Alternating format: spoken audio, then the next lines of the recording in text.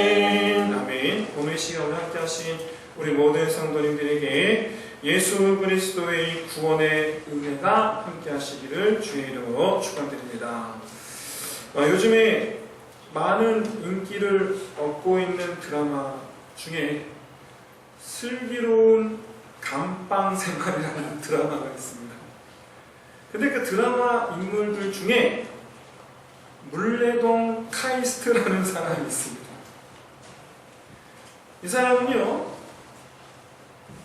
자유로운 삶을 살고 싶어서 어떤 부유한 집 여자를 만나 처와 자식을 버리고 집을 나간 사람입니다. 그런데 사기죄로 인해서 이제 감옥살이를 하고 있었는데, 지난주 방영분에서 버리고 떠났던 아들이 간부전증이라는 병으로 인해서 얼마 안 남았다라는 시한부 인생 소식을 듣게 됩니다. 그래서 아직 그 말을 들었을 때의 이 부정이 남아 있었던지 자기 간을 이시시켜 줍니다. 그런데 문제는 아들의 태도예요. 죽어도 아버지 간을 안 받겠다라던 아들이 결국엔 받게 되지만 끝까지 아버지 얼굴 안 보겠다. 결국에 이 물레동 카이스트는 그 말을 듣고는 아주 서럽게 울면서 후회를 합니다. 자유를 찾아 떠났었는데 이제야 후회를 합니다. 사람들은요, 보통 자유로운 삶을 살기를 원합니다.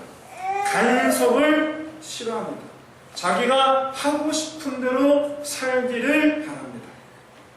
그래서 어떤 경우는 직장 생활이나 결혼 생활 혹은 육아를 감옥에 비교하는 사람들도 있어요.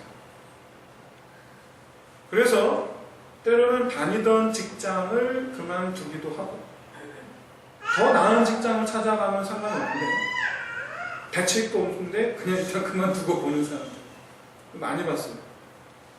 때로는 안타깝지만 결혼 생활에 종지부를 찍는 그런 경우도 봤습니다. 이런 이야기가 이 설교 초입부터 제가 여러분을 매우 불편하게 만들고 있는지도 모르겠습니다만은, 근데 어떤 면에서는 이 자유로운 삶을 우리가 평소 동경하는 그런 삶의 모습이 아닌가. 물론 그 결과, 우리가 바라는 결과는 행복이겠지만, 행복하고 싶어서 그만두고, 행복하고 싶어서 끝내고, 행복하고 싶어서 떠나지만은, 물론 그러고 싶어서 그렇게 하지만은 그렇지 않을 확률이 훨씬 높기 때문에 자신이 없어서 실행에 못 옮기는 것뿐이죠. 우리는 정해진 인생을 살아야 한다는 것에 대해서 굉장히 스트레스를 느껴요. 반복되는 것에 대해서. 특히 그렇게 해야만 한다라는 것에 대해서 아주 큰 스트레스를 받아요. 때로는 저항하기도 해요. 내가 왜 그래야 되느냐? 내가 왜 그렇게 해야 되느냐? 근데 오늘 본문에는요, 운명이 정해진 두 여인이 등장합니다. 이 두 여인은요, 말 그대로 정해졌어요. 고정됐어요. 픽스됐어요. 벽에 탁 픽스됐어요. 못 도망가요. 정해진 대로 살아야 돼요. 이 두 여인에게는 공통점이 있습니다. 첫 번째는 천사가 찾아온 사람들. 두 번째는 도저히 아이를 가질 수 없는 환경이었지만 아이를 갖게 된 사람들. 단순히 특별한 아이를 낳게 될 것이라는 것이 아니고, 낳게 될 그 아이들이 앞으로 특별한 사명을 감당할 수 있도록 하기 위하여 이 여인들이 그 아이를 그렇게 양육을 해야 한다는 거예요. 말하자면 인생이 지금 결정됐어요. 벗어날 수가 없어요. 이 벗어날 수 없는 인생을 살게 되었다는 것이 바로 이 두 여인의 세 번째 공통점입니다. 그런데 여러분, 오늘 본문에서 이 두 여인이 부르는 노래를 가만히 보면 이들은 자기들에게 벌어진 이 일을 받아들이고 수용하고 그것뿐만 아니라 앞으로 장차 명확하게 어떤 일이 일어나게 될지는 모르지만 일어나게 될 일들조차도 받아들이는 모습을 보여줍니다.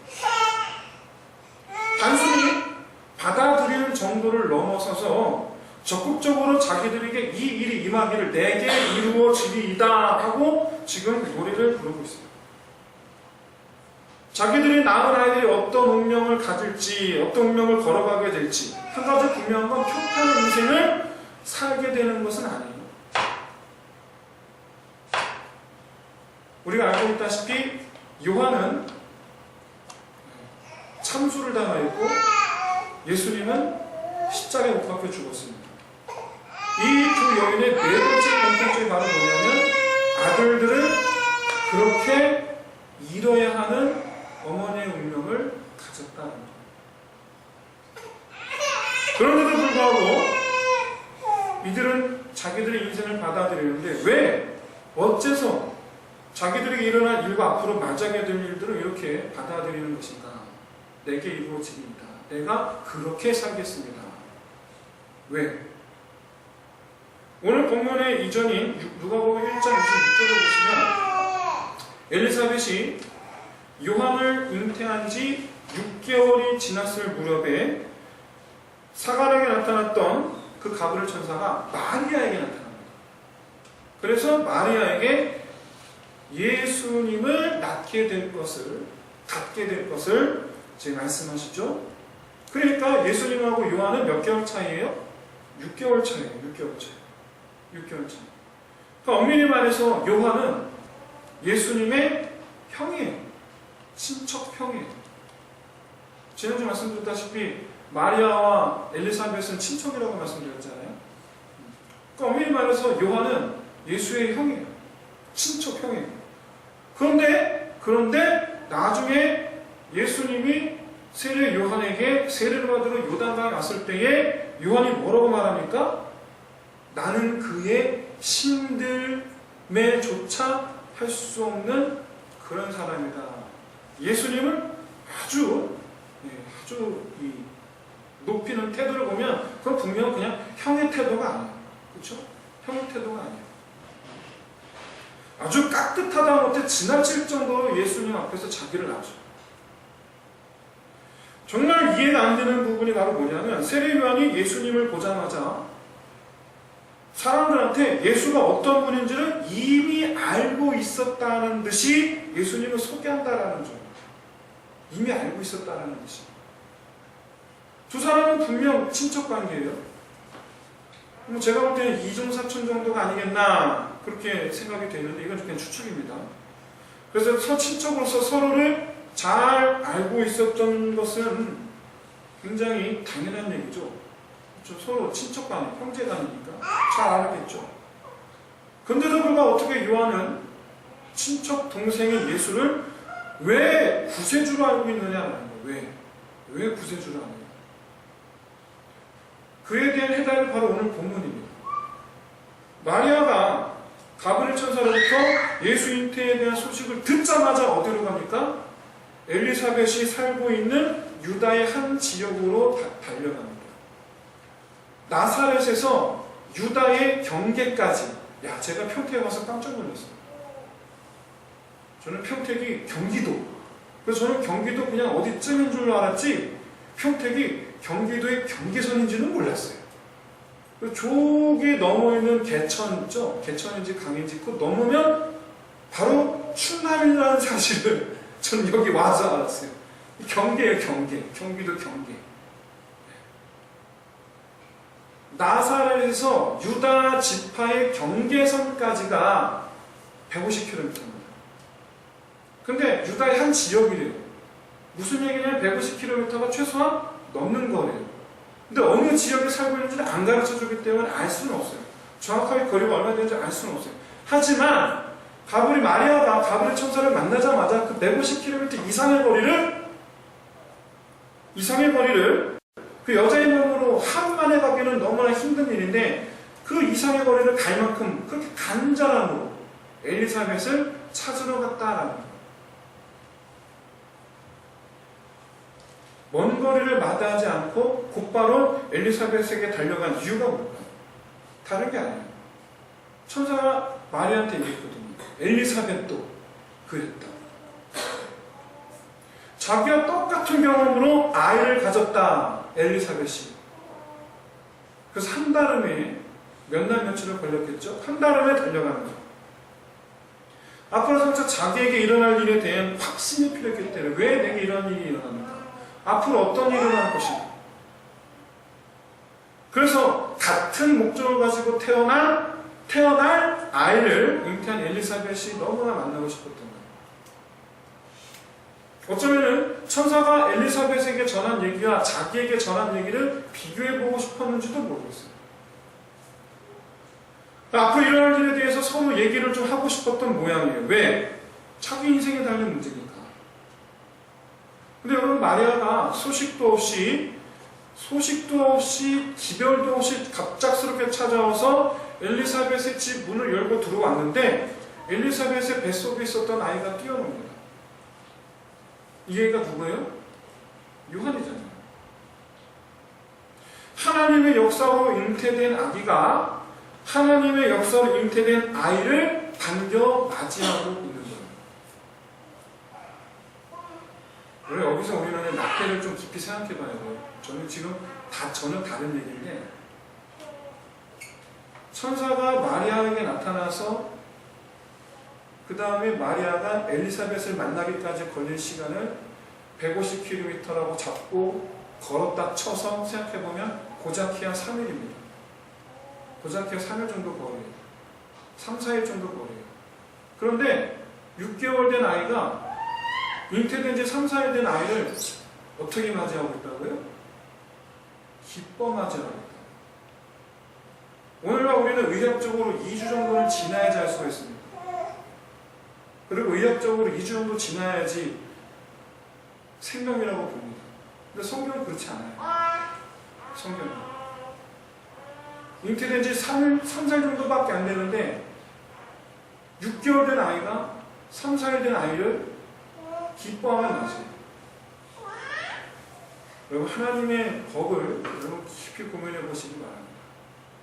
자, 제가 다시 돌아와서 여러분, 이 6개월 된 아이가 이제 갓 잉태된 아이를 기뻐하며 맞이한다는 이 현상을 여러분 어떻게 이해해야 되겠습니까?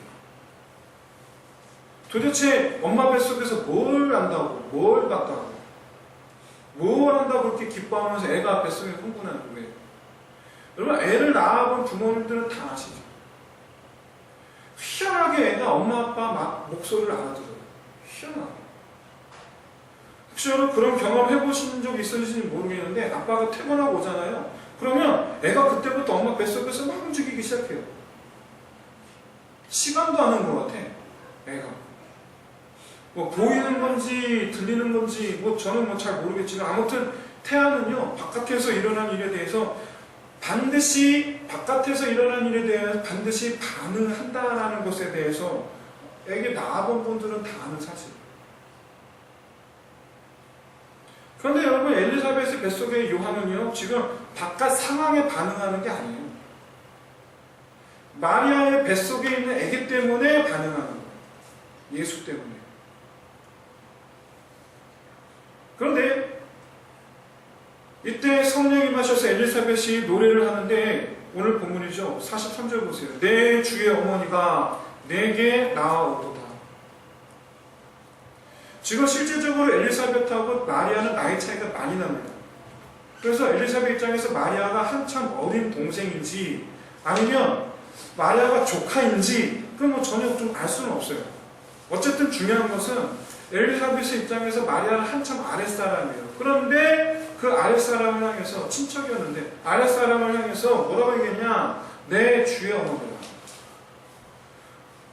더 놀라운 사실은 마리아가 아직 자기가 임신했다는 말을 안 했어요. 아직 안 했어요. 문 열고 들어와서 엘리사벳이여 내가 왔습니다. 그동안 잘 계셨습니까? 샬롬 했더니 내 주의 어머니가 내게 나아오는도다. 문안 인사마다 하지 않았어요. 그리고 더더군다나 마리아 아직 결혼도 하지 않았어요. 처녀예요. 아직 처녀예요. 그런데도 불구하고 처녀한테 어머니다라고 지금 부르고 있다는 사실이에요. 44절 보세요. 네 문안하는 소리가 들리니 내 뱃속아이가 뛰어놀더라. 엘리사벳이 이 아이를 갖게 될 때에 천사의 계시가 뭐였느냐? 이 아이는, 네가 낳게 될 아이는 장차 많은 이스라엘 자손을 하나님께로 돌아오게 할 것이고, 그리고 엘리야의 신령과 능력으로 주 앞에 먼저 와서 준비하는 자가 되리라. 주 앞에 먼저 와서, 즉 요한 뒤에 올 사람이 누구예요? 주. 말하자면 마리아 태중에 있는 이 아이가 자기 아들이 맞이해야 되는 주님이시라는 거예요. 56절 말씀을 보시면 마리아는 이날 이후로 3개월 동안 엘리사벳과 함께 있다가 엘리사벳이 요한을 낳기 직전, 왜 9개월 됐어요? 10개월 만에 애를 낳잖아요. 9개월째 되는데 집으로 돌아갑니다. 집으로 돌아가요. 위로 뭐 한 가지 알 수 있는 거, 마리아의 남편 요셉이 몇 개월 동안 고민했을까요? 3개월 동안 고민한 거예요. 3개월 동안. 일을 얻잖아. 자, 하지만 여러분 이 3개월 동안 그 마리아하고 엘리사벳은 무슨 얘기를 했을까요? 당연한 거 아닙니까? 앞으로 일어날 일에 대해서. 네가 받은 하나님이 계시, 내가 받은 하나님이 계시. 뭐냐? 그에 대해서 하나님의 뜻이 이루어지기를 위해서 서로를 격려했던 거 아니겠어요? 너에게 말씀하신 하나님의 그 계시가, 너에게 말씀하셨던 그 하나님의 계시가 반드시 이루어지기를 소망합니다. 여러분, 이후로 엘리사벳이 요한을 어떻게 키웠는지는 여러분 안 봐도 분명합니다. 안 봐도 뻔합니다. 비록 이후로 엘리사벳과 마리아가 서로 교류하며 지내는지 여부는 알 수는 없습니다만은 분명한 사실은 요한은 예수를 알고 있었다는 사실. 요한이 사역을 시작했을 때 온 이스라엘을 진동했어요. 드디어 엘리야가 나타났다. 말라기 선지자 이후로 무려 400여 년 동안 선지자가 없었는데 400여 년 만에 하나님이 선지자를 보내주셨다. 온 이스라엘 난리가 났어요. 그렇게 요한의 사역이 온 이스라엘을 덮을 때에 예수님은 천천히 슬슬 예수님 본인도 하나님의 때를 기다리고 있었습니다. 그러다가 마침내 그 때가 이르렀을 때에 요한에게 세례를 받아 나타나시고, 그때의 요한은 하나님께서 내게 말씀하신 그 때가 왔구나. 어떤 때예요? 내 사명이 이제 끝났다. 내 사명이 끝났다. 세례 요한은 날 때부터 예수님을 맞이하기로 준비된 자. 그의 사명은 맞이하는 것까지. 이 사실을 자기가 무엇보다 세례 요한 본인이 잘 알았고, 누구보다도 어머니 엘리사벳이 잘 알고 있었어요. 엘리사벳과 마리아가 3개월 동안 함께 나누면서 나누었던 대화의 주제, 충분히 성경에 기록되지 않았지만 충분히 예상 가능한 이들 대화의 주제는요, 너무나 당연스럽지만 아들들에 대한 이야기 아닙니까? 앞으로 낳을 아들들에 대한 이야기. 마리아가 엘리사벳의 노래를 듣고서 화답하면서 찬송하는데 자기가 낳게 될 이 아이로 말미암아 일어나게 될 일을 노래하는, 역시 성령 임하셔서 노래하는 거예요. 보면 교만자, 권세 있는 자, 부자, 이와 같이 힘 있는 자는 낮아질 것이고, 비천한 자, 줄이는 자는 하나님께서 높여질 것이고, 우리 조상들에게 말씀하신 그 약속대로 이스라엘을 하나님의 백성 삼으시리라. 이게 마리아 노래의 전체 줄거리예요. 한마디로 해서 자기가 낳을 아들이 메시아라는 거예요. 지금 이 두 여인은요, 같은 일을 바라보고 있어요. 같은 일. 우리가 알고 있는 바로 그 일, 그 일을 두 여인이 지금 바라보고 있어요. 엘리사벳 아들과 마리아의 아들은 각기 다른 일을 한 거 아닙니다. 한 가지 일의 완성을 위해서 함께 협력하는 거예요. 바로 엄밀히 말해서 요한이 예수님의 사역을 돕는 것이긴 합니다만은 어쨌든 두 사람은 같은 목적을 가지고 같은 사역을 합니다. 바로 하나님의 구원 역사예요. 어쩌면 엘리사벳과 마리아는 하나님께서 같은 사명을 주셨다라는 사실에 대해서 서로가 서로에게 위로를 얻었을지도 모르겠어요. 비록 요한과 예수님은 함께 사역한 적은 없습니다만은 엘리사벳과 마리아는 같은 경험 그리고 그 속에 담긴 하나님의 이 같은 목적을 깨닫고 서로를 응원하는 그런 믿음의 동역자가 되지 않았을까라고 그렇게 생각을 해봅니다. 여러분, 우리가 알고 있다시피 예수님의 최초의 기적은 성경에 기록되어 있는 기적 중에 최초의 기적은 마리아 때문에 일으킨 기적이에요. 마리아 때문에 일으킨 기적. 가나의 혼인잔치 집에 초대받았습니다. 아마도 이 마리아의 친척집이었던 것 같아요. 여러분 아시겠지만 사도 요한과 야고보 두 사람은 친형제입니다. 그런데 사도 요한과 야고보의 어머니와 마리아의 어머니는 자매예요. 그래서 요한, 야고보와 예수님은 이종사촌간이에요. 그건 분명해요. 그러니까 마리아가 친척집에 지금 혼인잔치 초대를 받았는데 이때만 해도 예수님의 제자는 누구느냐? 베드로, 안드레, 야고보, 요한밖에 없었어요. 그런데 이 마리아의 친척집이라는 것을 어떻게 할 수 있느냐면 잔치집에 포도주가 떨어졌는데 이 사실을 마리아가 알아요. 보통 사람들은 음식이 떨어졌는지 만졌는지 그냥 자기 잔치를 즐기다가 돌아가면 되는데 마리아는 그게 아니고 음식 상황이 어떤지를 지금 알고 있는 거예요. 더 나아가서 하인들에게 예수가 말한 대로 하라라고 명령을 했다라는 점이에요.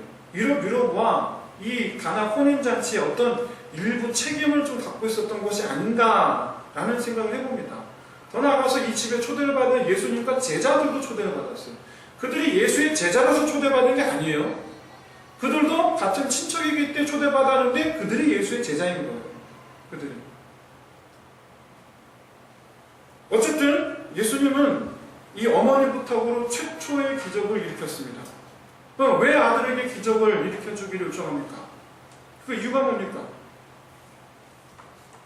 이 잔치집에 지금 누구랑 왔어요? 예수님께서 제자들하고 왔잖아요. 어머니 눈에 볼 때에는 드디어 하나님의 때가 되었나 보다라고 생각했던 것이 틀림이 없다라는 거예요. 드디어 하나님의 때가 되었나 보다.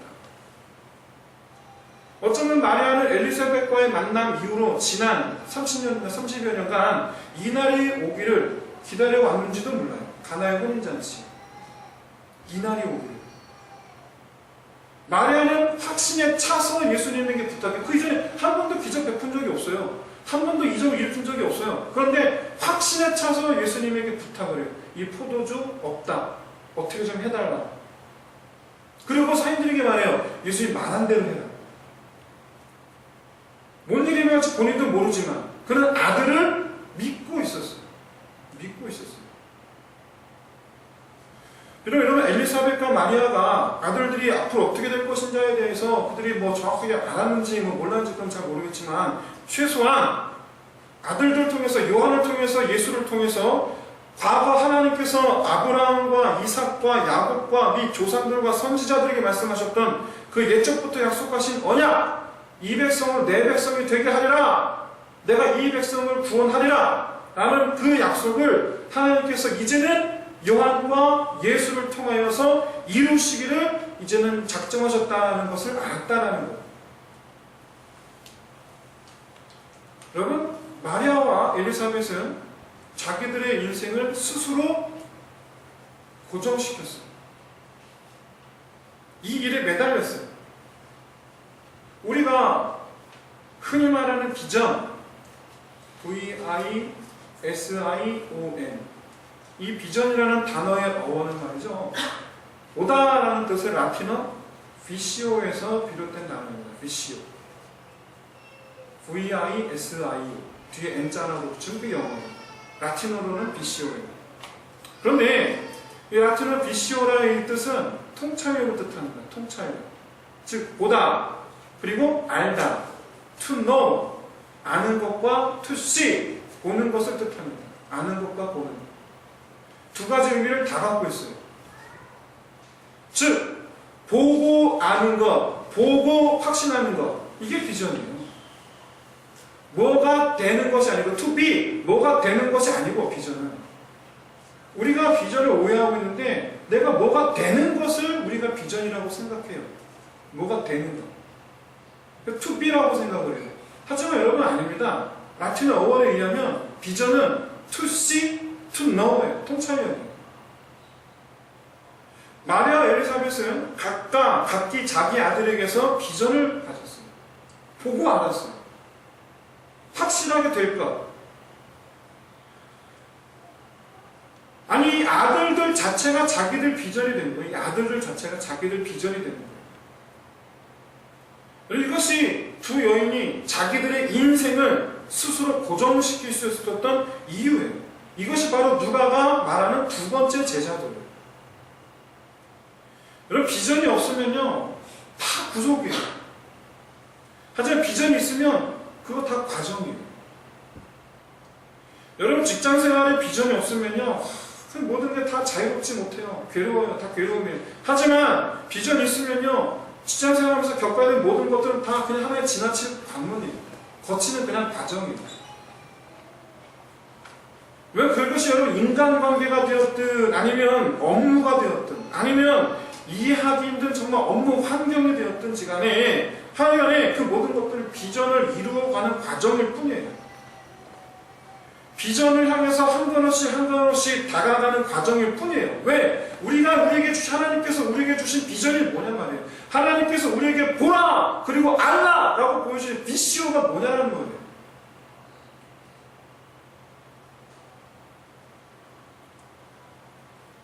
그럼 보세요. 마리아와 엘리사벳이 품은 비전은요, 자기들의 것, 자기들을 위한 게 아니에요. 링컨이 게티스버그에서 연설했던 것처럼 하나님의 의한, 하나님을 위한. 왜냐하면 비전은 성취해야 하는 목표가 아니고 하나님의 뜻을 보는 게 비전이에요. 직장생활, 내 인생의 비전이 뭐냐 할 때 아까 말씀드렸지만 뭐가 되는 것이 비전이 아니고 거기서 보고 아는 것이 비전이라고 아까 말씀드렸어요. 하나님께서 우리에게 보여주시고 알게 하신 것이 뭡니까? 직장생활 속에 내 비전이 뭡니까? 내 가정의 비전이 뭡니까? 바로 거기가 하나님 나라 되는 거예요. 거기가 하나님 나라 되는 거예요. 비전은 내가 이루고 싶은 목표가 아니고 뭐가 되는 게 목표, 그게 비전이 아니고 하나님께서 나를 통하여 이루고 싶어 하시는 하나님의 뜻이 비전이에요. 거기가 하나님 나라 되는 거예요. 내가 거기서 예배자가 되는 것이고 내가 거기서 약한 자를 일으키는 것이고 내가 거기서 나 때문에 많은 사람들이 하나님을 향해서 돌아서게 하는 거예요. 하나님을 향해 등 돌렸던 사람들이 나 때문에 하나님을 다시 하나님을 향해서 등 돌리는, 다시 하나님을 향해서 얼굴을 돌리는 거예요. 그들이 나 때문에 하나님을 향해서 손드는 거예요. 그게 비전이에요. 우리에게 주신 비전이에요. 여러분 부부생활 마찬가지입니다. 부부생활에 하나님의 뜻을 보는 것이 얼마나 중요한지 몰라요. 여러분 부부생활에 무슨 목표가 있겠어요? 연애할 때야 서로를 향한 목표가 있죠. 결혼하는 거. 그럼 결혼했어요. 그 다음에 여러분 부부생활 속에 어떤 목표가 있어요? 부부 사이에 어떤 목표를 만드시겠어요? 서로를 향해서 아내는 남편을 향해서 어떤 비전을 가지시고 남편은 아내를 향해서 어떤 비전을 가지시겠어요? 아이 낳는 겁니까? 그럼 아이를 다 키운 다음에는 훌륭한 자를 만드는 겁니까? 아이가 그 장소에서 내 품을 떠난 다음에는 사랑하는 성도 여러분, 지나가면 끝인 것들을 위해서 사는 것이 아니고 앞으로 맞이하게 될 것을 위해서 살아가는 저와 여러분 되시기를 진심으로 소원합니다. 앞으로 마주하게 될 것을 위해서 사는 게 우리 그리스도인들이 살아가는 하나님께서 우리에게 주신 사명이에요. 그것을 위해서 두 사람이 함께 같은 하나님의 뜻을 보는 거예요. 하나님의 뜻을 이루기 위해서 함께 손붙잡고 가는 것이 부부 생활에 성공하는 유일한 길이에요.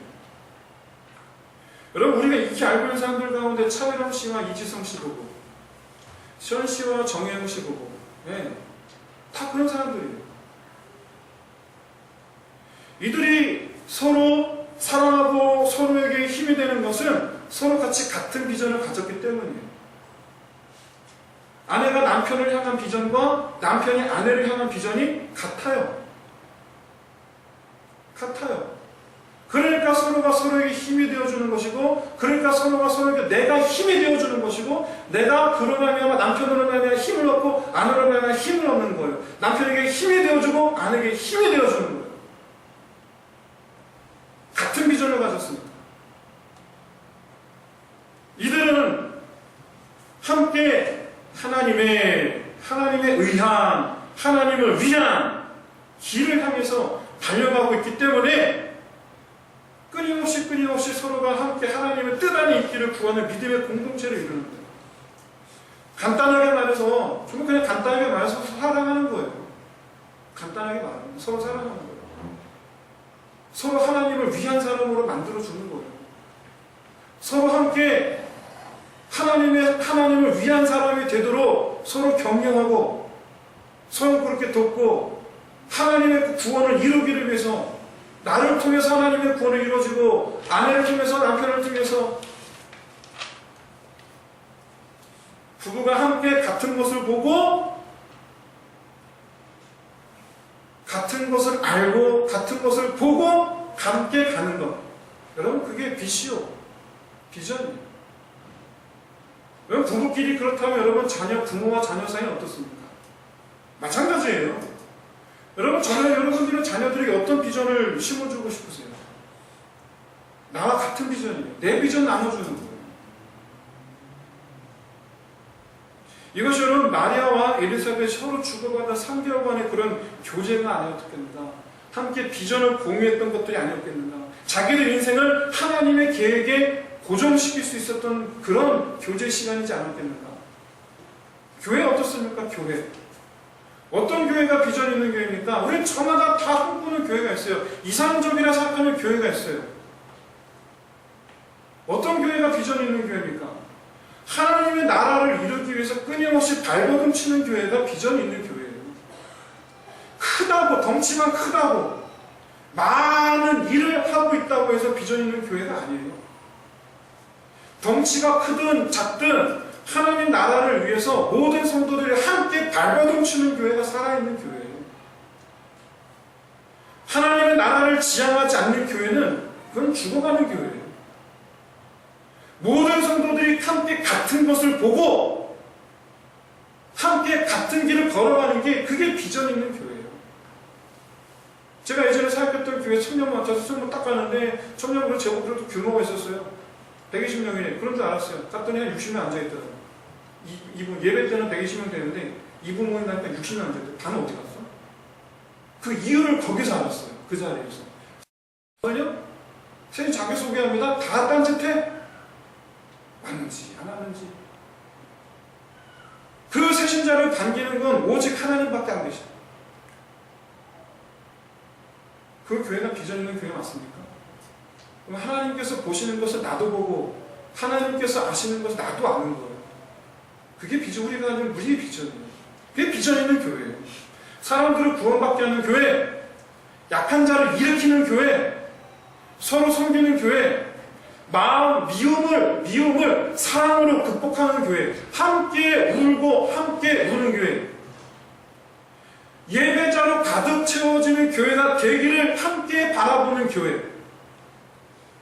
우리 교회는 그런 교회가 되기를 주의 이름으로 축원드립니다.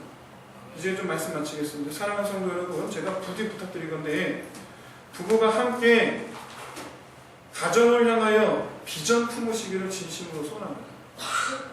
아내분들은 남편에게, 남편분들은 아내에게, 그냥 같이 사는 게 부부 아니에요.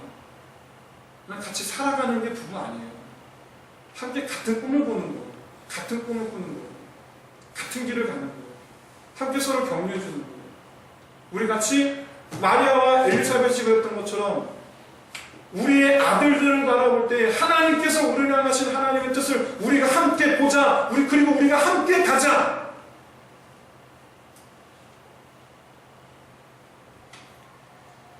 올해 필요합니다. 하나님을 위하여 하나님의 덕을 우리 가정 안에 그리고 가정 밖에 나타내는 그런 같은 마음을 갖는 저와 여러분 다 되시기를 진심으로 소원합니다. 그래서 나와 내 가정에 반드시 이루실 하나님의 뜻을 함께 바라보시기를 바라고요. 특히 미혼인 청년들은 여러분 그런 가정 꾸시기를 바랍니다. 그런 가정. 그리고 우리 함께 우리 교회에 대하여 비전을 품어주시기를 진심으로 소원합니다. 우리 교회를 통하여 일하실 하나님 임재 우리 함께 꿈꿔주시기를 진심으로 소원합니다. 우리 교회가 예배자로 가득해지고 예수 구원의 은혜가 차고 넘치는 그런 교회가 되기를 위해서 함께 꿈꿔주시기를 간절히 소원합니다. 신앙생활이 뭡니까? 예수 꿈을 꾸는 거예요. 예수의 꿈을 꾸는 거예요. 하나님을 믿는다라는 게 뭡니까? 하나님의 뜻을 이루어드리는 게 하나님을 믿는 거예요. 우리 이 시간에 우리 이 찬양 드리면서 나와 내 가정과 내 교회를 향한 이 비전을 품으시기를 위해서 함께 기도했으면 좋겠습니다.